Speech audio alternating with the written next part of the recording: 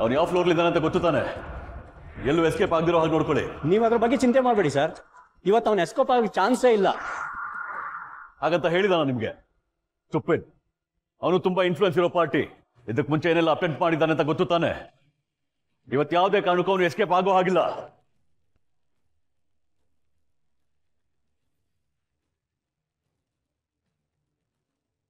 Prashant, hotel ಪ್ಯಾರಡೈಸ್ಗೆ ಇನ್ನೂ 4 ಜನ PC-ಗಳನ್ನ ಕಳಿಸಿ.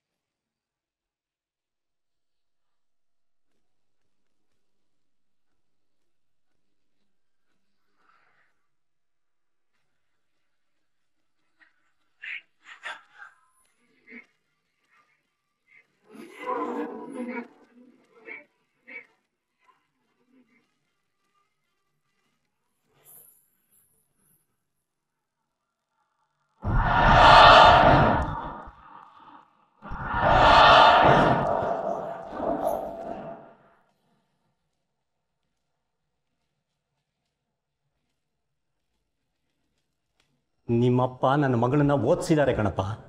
ಅದೇ ಕಂಪ್ನಿಲಿ ಕೆಲಸನೂ ಕೊಡಿಸಿದ್ದಾರೆ. ಅಂಥ ದೇವರಂಥ ಮನುಷ್ಯನಿಗೆ ರಾಕ್ಷಸನಂತ ಮಗ ಉಟ್ಬಿಟ್ಟಿದ್ಯಾ. ಜೀವ ತೆಗೆದು ತಪ್ಪಿಸ್ಕೊಂಡು ಓಡಾಡ್ತಿದ್ಯಾ. ಬಾ ನನ್ನ ಜೊತೆ. ಹಾಂ,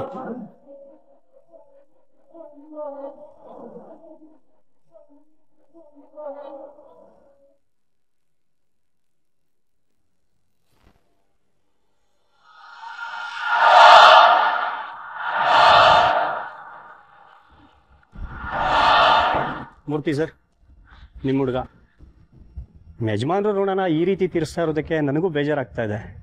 ಆದರೆ ಬೇರೆ ದಾರಿ ಇಲ್ಲ. ಕರ್ಕೊಂಡು ಹೋಗ್ಬಿಡಿ. ಮತ್ತೆ ಸಿಗಾಕೊಳ್ಳೋಕೆ ಮಾಡಬೇಡಿ ಸರ್. ಬೇಲ್ ಬೇರೆ ಆಗಿಲ್ಲ.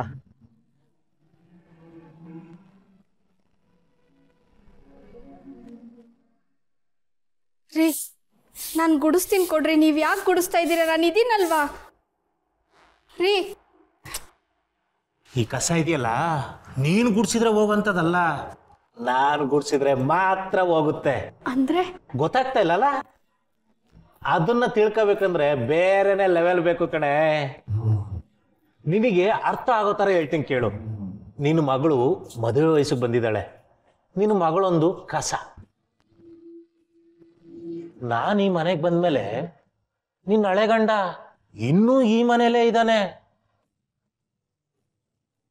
ಓಟದಲ್ಲಿ ಅದೊಂದು ದೊಡ್ಡ ಕಸ. ಈ ತರ ಬೇಕಾದಷ್ಟು ಕಸ ಮನೆಯಲ್ಲೇ ಬಿತ್ಕೊಂಡಿದೆ. ಎಲ್ಲ ಕಸನು ಕ್ಲೀನ್ ಮಾಡಬೇಕು.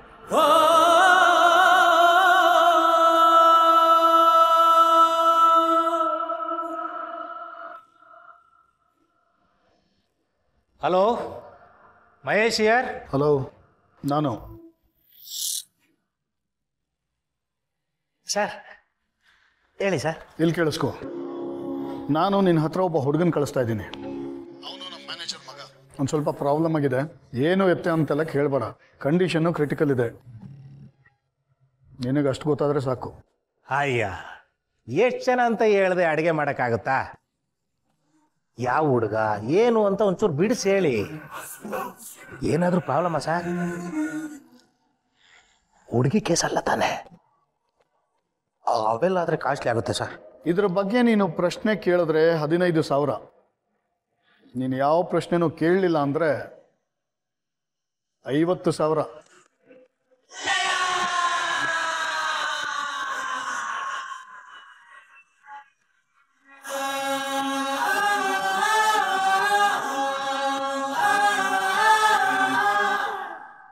ಆಯ್ಕೆ ನಿಂದು. 50,000ನಾ? ನಾನು ಹೇಳೋವರೆಗೂ ಅವ್ನು ನಿನ್ನ ಹತ್ರನೇ ಇರ್ತಾನೆ. ಇರಬೇಕು. ಅವನೆಲ್ಲೂ ಹೊರಗಡೆ ಹೋಗದೇ ಇರೋ ಹಾಗೆ ನೋಡ್ಕೊಳ್ಳೋದು ನಿನ್ನ ಜವಾಬ್ದಾರಿ. ಸರ್, ನೀವು ಹೇಳ್ತಾ ಇರೋದು ನೋಡಿದ್ರೆ ಅವನಿಂದ ಬೇರೆಯವ್ರಿಗೆ ತೊಂದ್ರೆನಾ, ಇಲ್ಲ ಬೇರೆಯವರಿಂದ ಇವನಿಗೆ ತೊಂದ್ರೆನಾ? ಇದನ್ನೆಲ್ಲ ಕೇಳದೆ ಇರೋದಕ್ಕೆ 50,000. ಇಲ್ಲ ಇದಕ್ಕೆಲ್ಲ ಉತ್ತರ ಬೇಕು ಅನ್ನೋದಾದ್ರೆ ಬೇರೆ ಪ್ಯಾಕೇಜ್ ಮಾತಾಡೋಣ. ಅಯ್ಯಯ್ಯೋ, ಉತ್ತರ ಯಾವನಿಗೆ ಬೇಕು ಸರ್? 50,000 ಸಾಕು. ಸರಿ, ನಾನು ಹೇಳ್ದಾಗ ನೀನು ಅವನ್ನ ನೋಡಿಕೊಂಡ್ರೆ ನಿನಗೇನು ಬೇಕೋ ಅದು ಸಿಗುತ್ತೆ. ಓಕೆ ಸರ್, ಇಲ್ಲೆಲ್ಲ ಗೂಡ್ಸಿ ಕ್ಲೀನ್ ಮಾಡಿ ಇಟ್ಟಿದ್ದೀನಿ ಸರ್, ಬೇಗ ಕಳಿಸ್ಬಿಡಿ sir. Thank you sir, thank you so much. Revathi, ಒಬ್ರು ಗೆಸ್ಟ್ ಬರ್ತಾ ಇದಾರೆ ನಮ್ಮ ಒಟ್ಟಾರಕ್ಕೆ, ಅವರು ನಮ್ಮನೇಲೇ ಇರ್ತಾರೆ, ಅವ್ರನ್ನ ಚೆನ್ನಾಗಿ ನೋಡ್ಕೋಬೇಕಾಯ್ತಾ? ನೀವು ಹೆಂಗಸ್ರು ಎಲ್ಲದಕ್ಕೂ ಮೂಗ್ ತೋರ್ಸಕ್ ಹೋಗ್ಬೇಡಿ, ನನ್ನ ಥರ ಇರಬೇಕು, ಅವ್ರನ್ನ ಚೆನ್ನಾಗಿ ನೋಡ್ಕೋಬೇಕು ರೇವತಿ. ಅಲ್ಲ ರೀ, ಯಾರೋ ಬಂದಿರ್ತಾರೆ ಅಂದ್ರೆ ಏನ್ರಿ ಅರ್ಥ? ಮನೆಯಲ್ಲಿ ಇಬ್ರು ಹೆಣ್ಮಕ್ಳಿದ್ದಾರೆ, ಇದು ಹೇಗ್ರಿ ಆಗತ್ತೆ? ಓ, ಇಬ್ರು ಹೆಣ್ಮಕ್ಳಿದಾರ? ಇಬ್ರು ಹೆಣ್ಮಕ್ಳಿರೋದು ನಿನಗೆ, ನನಗಿರೋದು ಒಬ್ಳೇ ಹೆಣ್ಮಗಳು. ಹೌದು, ನೀನು ಹೇಳೋದು ನಿಜಾನೇ. ನನ್ನ ಮಗಳು ಸಿರಿಗೂ ತೊಂದರೆ ಆಗುತ್ತಲ್ವಾ? ಈ ವಟಾರದಲ್ಲೇ ಇರಕ್ಕೆ ವ್ಯವಸ್ಥೆ ಮಾಡಬೇಕು. ನೋಡ್ರಿ ರೇವತಿ, ವಟಾರದಲ್ಲೇ ಎಲ್ಲ ಉಳ್ಕೊಳಕ್ ವ್ಯವಸ್ಥೆ ಮಾಡ್ತೀನಿ. ಅವ್ರು ಎಲ್ಲಿದ್ರು ನಮ್ಗೆ ಇಷ್ಟೇ. ಅವ್ರಿಗೆ ತಿಂಡಿ ಊಟ ಎಲ್ಲ ನೋಡ್ಕೋಬೇಕು, ಯಾಕಂದ್ರೆ ಅದಕ್ಕೆ ಅವರು ಕಾಸು ಕೊಡ್ತಾರೆ. ಅಲ್ಲ ಓಯ್, ನೋಡಿದ್ರು ಹಂಗೆ ಹೋಗ್ತಾ ಇದೆಯಾ? ಕೇಳಿಸ್ಕೋ, ಪೇನ್ ಗೆಸ್ಟ್ ಬರ್ತಾ ಇದ್ದಾರೆ, ಇನ್ಮೇಲೆ ಕಾಫಿ ತಿಂಡಿ ಊಟ ಎಲ್ಲ ನೀನೇ ನೋಡ್ಕೋಬೇಕು. ನಾನೇನಕ್ಕೆ ನೋಡ್ಕೊಳ್ಳಿ? ಅವ್ರು ಯಾರೇನೋ ನನಗೇನು ಗೊತ್ತು, ನೀವೇ ನೋಡ್ಕೊಳ್ಳಿ. ನೋಡ್ದ್ಯಾ ಹೆಂಗ್ ಹೋಗ್ತಾ ಇದ್ದಾಳೆ ರೇವತಿ? ಗೌರವನೇ ಕೊಡ್ತಾ ಇಲ್ಲ ನನಗೆ. ಗಾಳಿ ಇಲ್ದಿರೋ ಜಾಗದಲ್ಲಿ ಬೇಕಾದ್ರೆ ಬದುಕ್ಬಿಡ್ತೀನಿ, ಗೌರವ ಇಲ್ದಿರೋ ಜಾಗದಲ್ಲಿ ಒಂದು ಕ್ಷಣನೂ ಬದುಕಲ್ಲ. ಎಲ್ಲಿ ನನ್ನ ಸೂಟ್ ಕೇಸು? ರೀ ಸುಶಾಂತ, ಎಲ್ಲಾನು ಲೈಟ್ ಆಗಿ ತಗೊಳ್ಳೋದನ್ನ ಬಿಟ್ಬಿಡೋ ಮಾರಾಯ. ನಿನ್ ಲೈಫ್ ಈಗ ಪ್ರಾಬ್ಲಮ್ ಅಲ್ಲಿ ಇದೆ, ನೀನೇ ನೋಡ್ದಲ್ಲ. ಸ್ವಲ್ಪ ಯಾಮಾರಿದ್ರು ಆ ಪೊಲೀಸ್ ನಿನ್ನ ಅರೆಸ್ಟೇ ಮಾಡಿಬಿಡ್ತಾ ಇದ್ರು. ನನಗೇನ್ ಮಾಡ್ಲಿ ಅಂಕಲ್? ನೀನ್ ಏನೂ ಮಾಡಬೇಡ, ನಿನಗೊಂದು ಜಾಗದ ವ್ಯವಸ್ಥೆ ಮಾಡಿದ್ದೀನಿ, ಅಲ್ಲಿಗೆ ಹೋಗು. ಈ ಕವರಲ್ಲಿ ಅಡ್ರೆಸ್ ಇದೆ, ನೀ ಅಲ್ಲಿಗೆ ಹೋಗು, ಅವ್ರು ನೀನು ನೋಡ್ಕೋತಾರೆ. ಸಿಚುಯೇಷನ್ ಹೇಗಿದೆಯೋ ನಾವು ಹಾಗೆ ನಡ್ಕೋಬೇಕು. ಅಂದ್ರೆ ನೀನು ಯಾರು, ಯಾರ ಮಗ, ನಿನ್ನ ಸ್ಟೇಟಸ್ ಏನು, ಇದನ್ನೆಲ್ಲ ಸ್ವಲ್ಪ ದಿನ ಮರ್ತು ಬಿಡು ಸುಶಾಂತ್. ನೀನು ಜೈಲಿಂದ ಹೊರಗಡೆ ಇರಬೇಕು ತಾನೆ. ನಿನಗೆ ಫ್ರೀಡಮ್ ಬೇಕು ಅಂದರೆ ನಾನು ಕಳಿಸಿದ ಜಾಗದಲ್ಲಿ ಇರಬೇಕು. ಸ್ವಲ್ಪ ದಿನ ನಿನಗೆ ಅದು ಜೈಲು ಅಂತ ಅನ್ನಿಸ್ಬಹುದು, ಆದರೂ ನೀನು ಅಲ್ಲಿಂದ ಹೊರಗಡೆ ಬರೋ ಹಾಗಿಲ್ಲ. ನಾನು ಹೇಳೋವರೆಗೂ ನೀನು ಅಲ್ಲಿಂದ ಕದಲೋ ಹಾಗಿಲ್ಲ.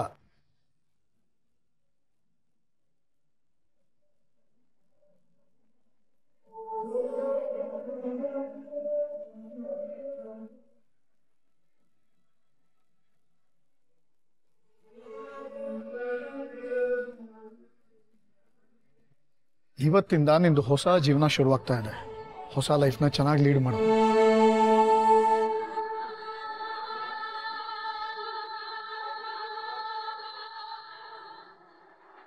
ರೀ ರೀ ರೀ ರೀ ಒಂದು ನಿಮಿಷ ನಿಂತ್ಕೊಳ್ರಿ. ಯಾಕ್ರಿ ಈಗ ಸಣ್ಣ ಸಣ್ಣ ಮಾತಿಗೂ ಮನೆ ಬಿಟ್ಟು ಹೋಗ್ತೀನಿ ಅಂತೀರಾ? ಮತ್ ನೋಡು, ದೊಡ್ಡವರನ್ನ ಕಿಮ್ಮತ್ತಿಲ್ಲ ಅವಳಿಗೆ. ಇದೆ ರೀ, ಅವಳಿಗೆ ನಿಮ್ಮ ಬಗ್ಗೆ ತುಂಬ ಗೌರವ ಇದೆ. ಆದರೆ ಯಾರೋ ಗುರ್ತು ಪರಿಚಯ ಇಲ್ದವ್ರಿಗೆ ಮದುವೆಗೆ ಬಂದಿರೋ ಹೆಣ್ಮಗಳು ಸೇವೆ ಮಾಡೋಕ್ಕಾಗತ್ತಾ? ಅದಕ್ಕೆ ಅವಳಿಗೆ ಕೋಪ ಬಂದಿದೆ. ಏನ್ ಕೋಪ? ಮನೇಲಿ ಹಿರಿಯರು ಹೆಚ್ಚೋ ಇಲ್ಲ ಅವಳು ಮರ್ಯಾದೆ ಹೆಚ್ಚ?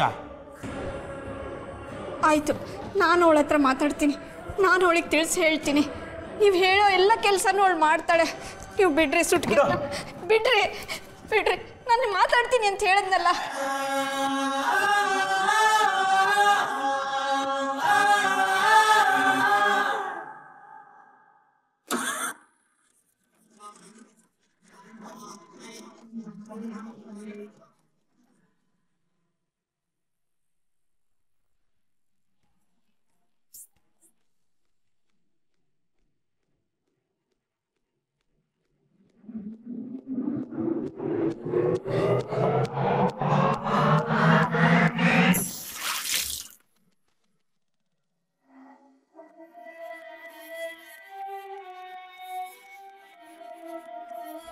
ನಾನು ನಿಜವಾಗ್ಲೂ ನೋಡ್ಲಿಲ್ಲ. It's okay. ಹಲೋ, ಯಾರು ಬೇಕಿತ್ತು? ಅದು ಮಹೇಶ್ ಅವ್ರು ಬೇಕಿತ್ತು. ಓ, ಲಕ್ಷ್ಮಿ ಅಲ್ಲ, ರಾಜ್. ಅಯ್ಯೋ, ನಿಮಗೆ ಗೊತ್ತಾಗಲ್ಲ, ಸುಮ್ಮನೆ ರೀ ನೀವು. ಈ ಮನೆ ಮಹಾಲಕ್ಷ್ಮಿ, ರಾಜಲಕ್ಷ್ಮಿ.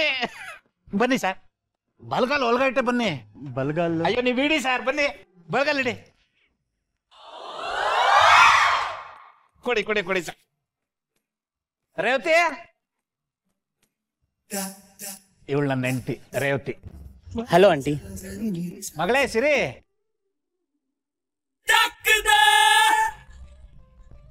ಇವಳು ನನ್ನ ಮಗಳು ಸಿರಿ. ಹಾಯ್. ಹಾಯ್. ಇವಳು ನನ್ನ ಹೆಂಡತಿ ಮಗಳು. ಈ ವಟಾರದಲ್ಲಿ ಏನೇ ಕೆಲಸ ಬೇಕಂದ್ರೆ ಇವಳೇ ಮಾಡ್ಕೊಡ್ತಾಳೆ. ಓ ಹಾಯ್. ಅಯ್ಯ ಬನ್ನಿ, ಅವಳಿಗೇನು ಆಯ ಐತೀರ, ಉಳ್ಕೊಳ್ಳೋ ಜಾಗ ತೋರಿಸ್ತೀನಿ ಬನ್ನಿ.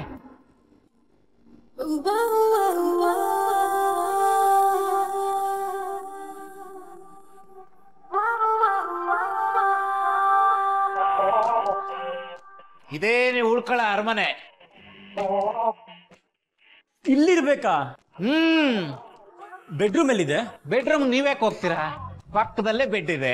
ಮತ್ತೆ ಹಾಲು? ನೀವು ನಿಂತಿರೋದೇ ಹಾಲು. ನೋಡಿ, ಕೂತ್ಕೊಂಡ್ರೆ ಲಿವಿಂಗ್ ಏರಿಯಾ, ಮಲ್ಕೊಂಡ್ರೆ ಬೆಡ್ರೂಮು, ಅಡುಗೆ ಮಾಡಿದ್ರೆ ಕಿಚನ್ನು, ಎಲ್ಲ ಒಂದೇ, ಆಲ್ ಇನ್ ಒನ್.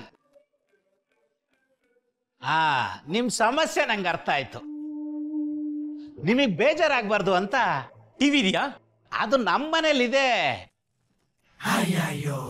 ಆದ್ರೆ ಇಲ್ಲಿ ಮುರುಗೇಶ,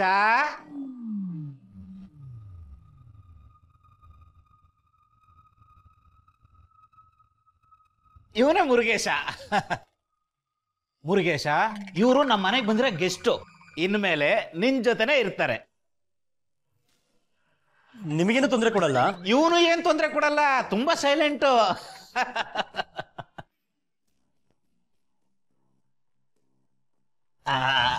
ಲಕ್ಷ್ಮಿ, ರಾಜಲಕ್ಷ್ಮಿ, ಹಿಂಗ್ ಚಿಟಿಕೆ ಹೊಡಿರಿ, ನಿಮ್ಗೆ ಏನ್ ಬೇಕೋ ಎಲ್ಲ ಕಳ್ಸ್ಕೊಡ್ತೀನಿ. ಹುಷಾರು ಮುರುಗೇಶ, ಹುಷಾರಾಗಿ ನೋಡ್ಕೊಳಪ್ಪ. ಟೀ ಕಟ್ ಕಳಿಸ್ತೀನಿ.